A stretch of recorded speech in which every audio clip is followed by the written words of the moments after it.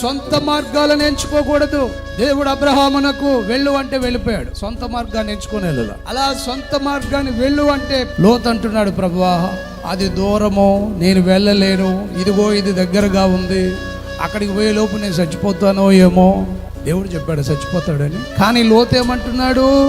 సొంత అభిప్రాయాన్ని చెప్తున్నాడు. అంత దూరం ప్రభువా నడవలేను నేను. దేవుడు దూరమైనా దగ్గరైనా ఆయన వెళ్ళమన్న చోటుకు వెళ్ళాలన్నా దగ్గరని కోరుకోవాలి. దగ్గరని కోరుకున్నాడు ఎవరో?